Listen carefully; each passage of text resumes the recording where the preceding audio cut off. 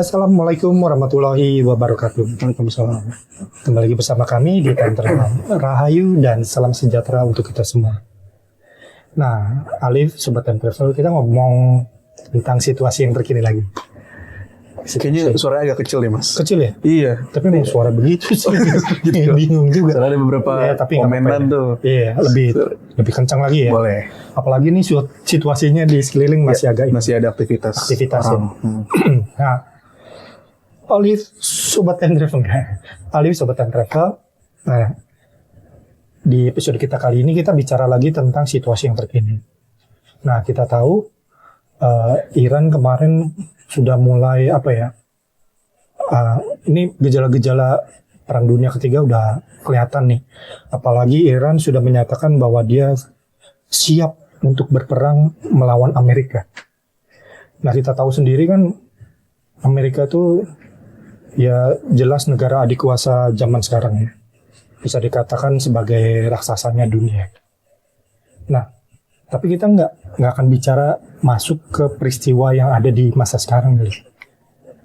Kita akan bicara kembali ke masa lalu, entah ke peradaban masa lalu atau dimensi lainnya lah gitu. Kita kan juga pernah cerita nih, kalau di Amerika itu dulu kita pernah cerita tentang Patagonia. Tapi itu kan adanya di Amerika bagian selatan ya. Yang disebutnya sebagai Amerika itu sebenarnya Land of Giant. Kalau menurut Patagonia ya begitu ya. Karena ada berbagai macam fosil temuan di sana yang kadang juga disembunyikan sama Smithsonian Institute ya katanya. Nah, sebenarnya ada kesesuaian nggak sih, Liv, bahwa Amerika sebagai raksasanya dunia zaman sekarang itu berkorelasi dengan masa lalu sebagai sebuah peradaban atau di dimensi yang lain, ya yang tadi aku kaitkan dengan Patagonia. Kalau menurut pandangan Spirit Alif itu sebenarnya kayak gimana? Oke, bismillahirrahmanirrahim. Saya coba untuk mengkoreksi kalimat Mas Anton. Oke. Menurut Spirit Alif. Oke. Tapi saya ubah menurut cerita wayang. Oh, oke. Gila nih, keren banget berarti ya, kalau ada kaitannya. Pertama, kita pernah angkat episode ini udah cukup lama. Jadi sobat Time Travel itu bisa nonton dulu episode yang tentang benua Amerika, Patagonia. Tentang Patagonia. Itu ada. Ya, betul. Kedua,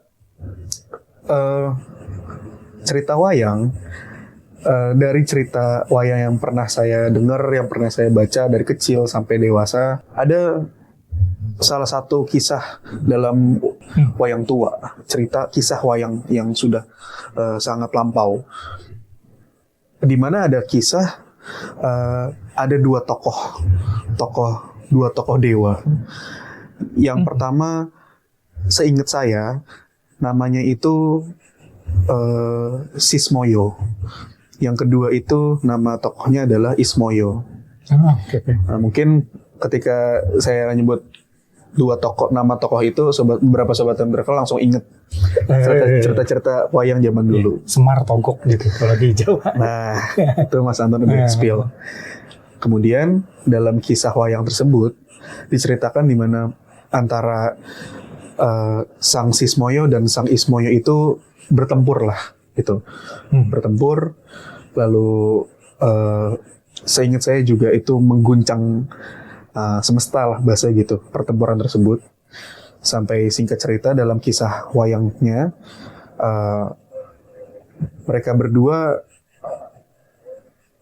harus turun ke ini apa istilahnya Arcopodo, bumi betul, ke kehidupan dunia untuk bahasanya menebus lah ya, menebus. Kemudian ada pilihan. Yang satu pilihannya harus mendampingi orang-orang yang bergelimang harta tapi rakus dan serakah. Yang satu lagi mendampingi orang-orang yang penuh dengan jiwa kesatria tapi hidupnya bersahaja. Kalau teman-teman kurang tahu bersahaja maknanya apa, kurang lebih maknanya ya cukup aja lah gitu. Nggak lebih nggak kurang. Iya. Tapi biasanya banyak kurangnya. Bersahaja. Nah, dalam kisahnya yang memilih untuk mendampingi yang orang-orang kaya tapi serakah adalah Sang Sismoyo. Sedangkan yang satunya Sang Ismoyo itu memilih untuk mendampingi para kesatria. Dalam kisahnya kemudian dua tokoh tersebut turun mengejawantah, memanifestasikan menjadi pendamping dari dua golongan tersebut. Kemudian dalam kisah wayang juga seolah-olah bumi itu dibelah jadi dua. Sisi yang satu adalah wilayahnya golongan orang-orang kaya tapi serakah dan rakus, sedangkan sisi bumi satu lagi itu wilayah golongan orang-orang yang memiliki jiwa kesatria tapi hidupnya ya cukup-cukup aja, bersahaja gitu. Nah, dua tokoh tersebut ada di masing-masing wilayah bumi tersebut, di mana golongan-golongan tersebut ada. Sejauh yang saya pernah dengar dari cerita para leluhur, bahwa golongan orang-orang kaya tapi rakus dan tamak itu diceritakan memiliki tubuh yang besar, orang-orang bertubuh besar gitu. Terus senangnya, saya nyebutnya party. Saya nyebutnya party ya hula-hula lah ya. Hula-hura. Pokoknya hedonisme kayak gitu. Dan dalam kisah wayang diceritakan mereka itu adalah bangsa-bangsa raksasa, atau dalam bahasa wayang Jawa diistilahkan namanya buto. Bangsa buto. Sedangkan sisi yang satu lagi yaitu para manusia yang memiliki jiwa kesatria, para kesatria. Makanya banyak tuh setelahnya kisah-kisah tersebut dari para kesatria itu. Nah, kemudian dari cerita para leluhur juga, dan sedikit-sedikit saya dikasih lihat, diperlihatkan, memang wilayah zaman dahulu dengan zaman sekarang itu cukup berbeda. Wilayah geografisnya, letak di mana posisinya dan sebagainya. Tapi seingat saya, para leluhur pernah bercerita kemungkinan besar wilayah yang menjadi peradaban bangsa-bangsa raksasa itu kita sekarang kenal sebagai wilayah benua Amerika. Benua Amerika luas ya. Betul. Bukan negara Amerika, tapi benua Amerika. Gitu. Nah, lalu suatu saat saya diperlihatkan sedikit landscape peradaban dari wilayah para raksasa itu. Dimana kalau saya ngelihat dari jauh, saya nggak boleh ngelangkah lebih dari orang tua tersebut. Saya bolehnya di belakang aja. Jadi saya ngeliat jauh gitu, tapi kelihatan di situ memang bangunannya memang berbeda dengan wilayah yang pernah kita angkat sebelum-sebelumnya di negerinya kita, di Sunda ataupun di wilayah sebagian Eropa gitu. Di sana tuh agak berbeda bangunannya dan besar-besar, orangnya juga besar-besar, terus punya banyak aksesoris juga, terus juga senangnya tuh ya itu party ketawa-ketawa ho gitu. Dan bentuknya kayak apa, kayak orang tapi besar, tinggi besar gitu. Tapi secara perangai itu kelakuan ya. Iya, perilakunya itu ya seperti cerita wayang. Dimana kalau dalam cerita wayang dikisahkan bangsa raksasa atau buto itu senangnya ya berbuat seenak udelnya lah, gitu. Barbar. Seenak udelnya, dia barbar kayak apa kayak segala macam. Nah, sedangkan kalau saya diperlihatkan sisi satunya, ternyata yang namanya orang-orang berjiwa kesatria itu kebanyakan itu penuh ujian hidupnya gitu. Agak kebalikan dari mereka. Kebalikan dari mereka. Ya. Walaupun ada yang kaya, tapi bukan yang kaya dalam arti Material. hedonisme Oh, oke. gitu. Ada, saya dikasih lihat ada yang kaya, punya jabatan, punya harta, tapi bukan yang kaya mereka. Jadi perilaku terhadap hartanya beda. Beda. Oh, oke. Gitu. Selebihnya itu penuh ujian hidupnya. Oke. Tapi banyak yang sakti-sakti.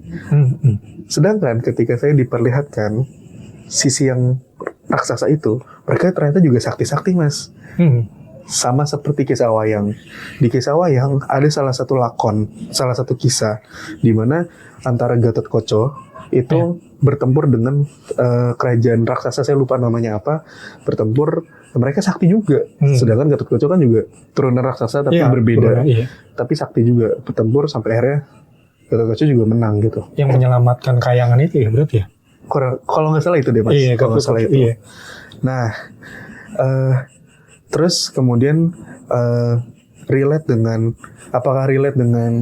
situasi negeri Amerika zaman sekarang dan super powernya mereka bisa menaklukkan banyak negara-negara gitu kan di bawah keteknya dia gitu kan. Bisa jadi, setahu saya dari yang para leluhur ceritakan bahwa di mana dulu ada sebuah peradaban dan peradaban besar, maka disitulah banyak terlahir budaya serta keilmuannya yang akan turun-temurun dan lalu bisa dipelajarin oleh orang-orang setelahnya. Intinya gitulah. Nah, tetap ada benang merahnya berarti. Kalau kita baca sejarah Amerika, awalnya mereka itu kan negara yang biasa-biasa aja. Iya. Pendatang malah. Pendatang. Iya. Aslinya kan suku Indian kan. Betul. Tapi mereka bisa jadi negara besar karena mereka cerdas. Atau dalam sejarah kadang-kadang jadi kelicik kan gitu. Dalam sejarah ya. Jadi sejauh yang saya diceritakan oleh para leluhur ya begitu. Di mana ada sesuatu peradaban besar di tempat tersebut di zaman dulunya. Setelahnya pasti akan ada yang turun temurunnya, budayanya, keilmuannya. Mungkin genetiknya juga. Oh, gitu. Mungkin genetiknya juga. Jadi kalau udah bicara itu kan termasuk perangainya, kelakuan, pola pikir dan sebagainya gitu. Berarti itu sesuai dong dengan julukan Amerika sebagai Land of Giant. Atau bahkan kayak misalnya gini, kayak orang-orang kan juga pernah cerita ya, ada Tartaria dengan teknologi yang maju dan bangunan yang mega struktur juga. Nah, juga di tradisi-tradisi keagamaan juga ada bangsa-bangsa itu ya. Ada bangsa David melawan Goliath, dari bangsa Filistin. Itu kan tentunya kan nggak mencerminkan cuma satu tokoh aja ya. Berarti ada sebuah bangsa di situ. Nah, sebenarnya kayak begitu nggak sih? Ada kaitannya dengan itu gitu? Kalau satu-satu ya. Kalau Land of Giant bisa begitu karena satu, wilayahnya luas, benua Amerika wilayahnya sangat luas. Betul. Yang kedua, sekarang secara negara Amerika Serikat juga besar, jadi kekuatan yang besar, bisa nguasain banyak negara juga dengan caranya mereka gitu. Sampai sekarang salah satunya ya itu lagi tensinya tinggi antara Amerika dengan Iran dan nanti mungkin nyusul negara-negara lainnya bisa aja gitu. Kemudian kayak bangsa Tartaria dan lain-lain sampai ke cerita antara David atau Nabi Daud melawan Goliath, raja itu ya. Itu kalau saya nanya ke para leluhur lalu diperlihatkan, sebetulnya ya mereka itu istilah aja Mas, istilah nama, mau Tartaria kayak mau apa. Tapi itu kan sebuah bangsa. Bangsa itu kan luas. Di dalam di bangsa itu ada peradabannya. Peradabannya itulah yang bisa disebutkan bangsa raksasa, peradaban raksasa. Maka dalam kisah wayang itu banyak banget kerajaan raksasa ini, kerajaan raksasa ono, termasuk salah satunya yang tadi saya sebut Gatot-Kaca itu juga ibunya raksasa dari kerajaan raksasa juga. Tapi yang ada di sini, di wilayah sini. Makanya Gatot-Kaca punya jiwa kesatria. Gitu. Nah, saya juga pernah nanya, dan jawaban dari para leluhur gini, ternyata tidak semua yang seperti raksasa itu orang jahat gitu loh. Gitu. Jadi wajar kalau misalnya ada kisah-kisah dalam pewayangan di mana bangsa raksasa atau kerajaan raksasa itu sebenarnya baik, berbeda dengan yang lainnya, gitu. Nah, kalau zaman dulu yang terlihat antara manusia dengan bangsanya mereka itu sebetulnya mirip-mirip, Mas. Tapi ada bedanya kalau ngeliat secara langsung, secara spiritnya, dan secara hawanya itu juga agak beda. Gitu. Kalau ngeliat ke sisi bumi yang ini, yang banyak orang-orang kesatrianya, itu terang, Mas. Terang. Terangnya tuh terang yang bukan terang lampu ya, tapi terang hidup, glowing, hidup gitu ya, hidup. Dan penuh dengan ketenangan hati rasanya gitu. Apalagi kalau nyampe ke titik-titik sumber cahayanya. Wah, itu bukan main, Mas. Rasa seolah-olah semua masalah itu sirna.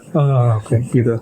Sedangkan kalau kita ngeliat sisi yang sebelah bumi belahan lainnya, ya ada cahaya sih, tapi kok rasanya agak beda ya. Seolah-olah wilayah sana itu kayak ada selubung transparan, jadi beda aja nuansanya, susah untuk dijelasin. Kayak hula-hula yang kayak gini nih.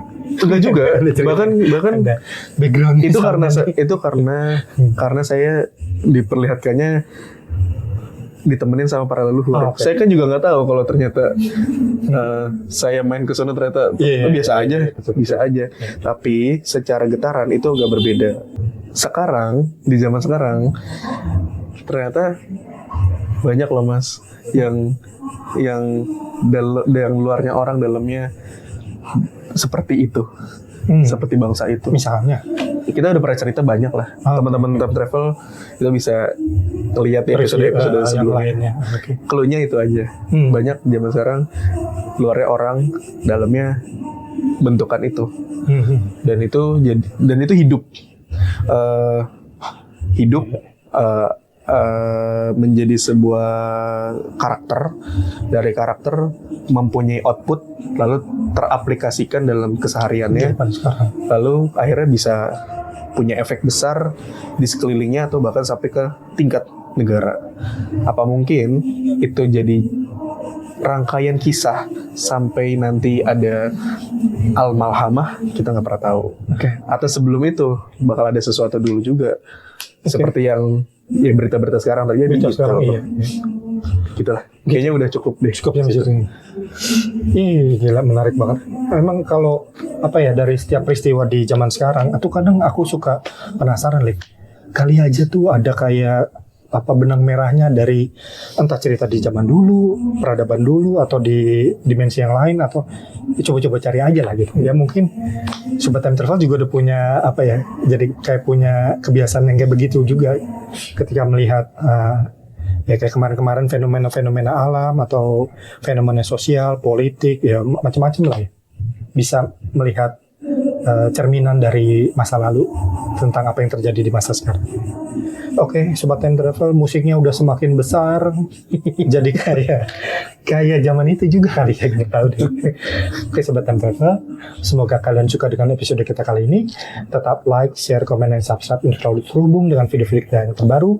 Sampai kita bertemu di penelusuran selanjutnya. Wassalamualaikum warahmatullahi wabarakatuh.